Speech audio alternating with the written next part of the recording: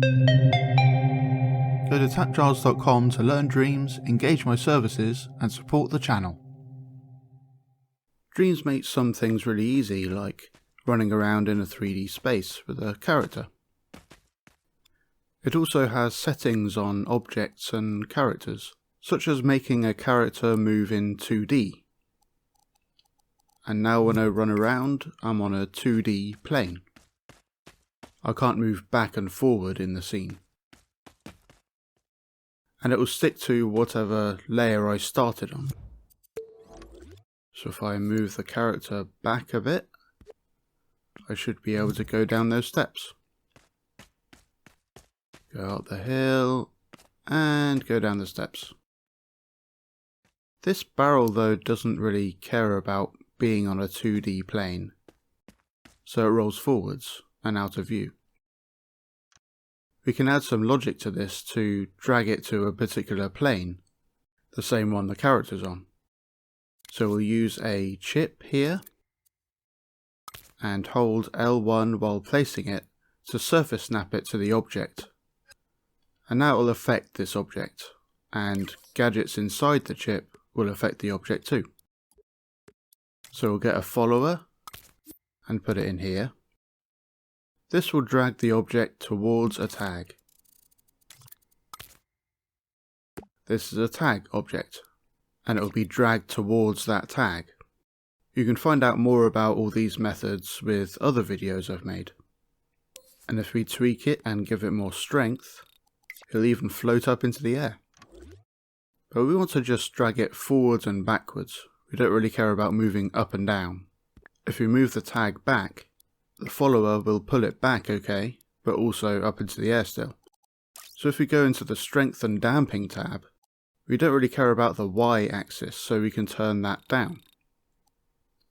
And we don't want it to be dragged left and right either, so we can turn the x-axis down. And now it will just be dragged forwards and backwards to match the z-axis of the tag. We can do the same with the damping sliders too, which slow it down in those axes as well.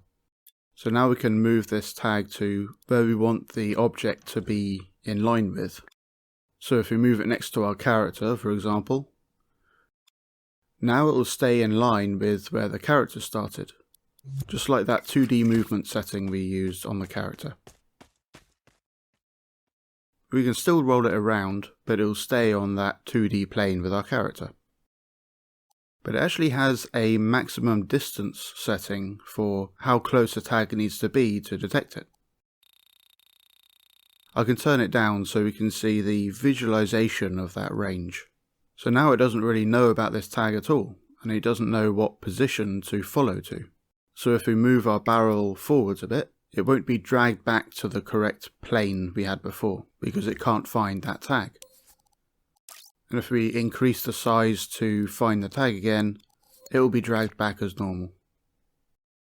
Really, we don't want it to matter where the tag is relative to the barrel. Our scene might be huge, and the barrel might be far away, and not be able to reach the tag. So another way we can tell this follower where to follow to is by wiring into the target position. So instead of using the tag's position, we can give it a position ourselves. We usually do this with a combiner gadget and put it into 3 numbers mode, which represents the 3 axes of the position, the x-axis, y-axis and z-axis. We can then use a slider gadget and wire that into the z-axis and tell it different points to move to. I'll pin that window to the screen so we can see it as we move around. Then we wire the combiner into the target position. Now it will use that combiner's value as the position to go to. So it's being sent to 0 on the z-axis, and these other axes default to 0 if you don't wire anything in. If I move this slider, it will be dragged to that different position, and then roll down the hill, and drag it back again, and it will be moved back into position. Those coordinates are based on the coordinate system of the scene itself.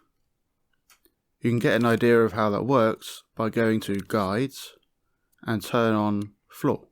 And then you can see this plane with a grid on it. Over here you can see an axis line for the Z axis. So to the left it's negative X, to the right it's positive X. And then we come over here and you can see the origin point in the middle of this circle. And it has the X-axis line here where Z is positive down here and negative up there. And where they meet is the position 0, 0, 0. 0 on X, 0 on Y, and 0 on Z, the origin of the scene. So if we come back to our follower and use zeros for all these axes, and we put the strength for all of the axes up to full again, then it will be dragged all the way back to the origin point over here. Just like the combiner gadget has default values for the inputs that don't have anything wired in, you can actually wire the value slider straight into the target position. And it will assume that's the number we want for the other axes. So you can delete the combiner and just use the slider. If we put that to 0 and play time, our barrel will roll across the desert back to the origin point once again. And if we change that to 1, it's now going up 1, across 1, and forward 1. We can simplify this even further. The follower has various outputs and settings, and they send out the value of that setting. So this minimum distance has a value of 0. So if we send that into the target position, we'll be sending 0 into the target position. And once again that will drag the barrel over to the origin. So now we've made it even cheaper with just one gadget dragging this to the origin point. And we don't even need this tag. Again, we can adjust the strength to ignore X and Y.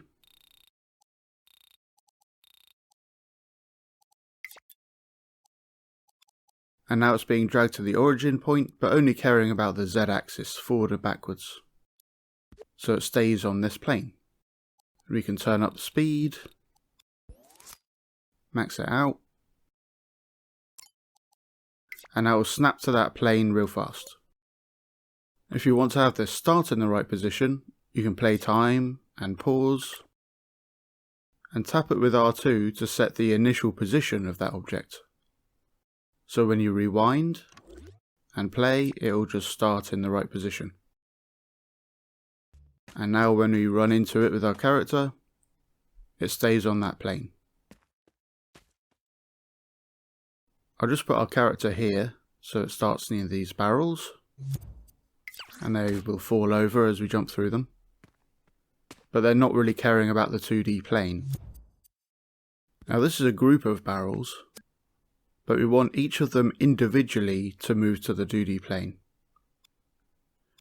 So I'll grab the chip we had before, and while holding it use L1 and X to scope into the group, but we're still holding the chip.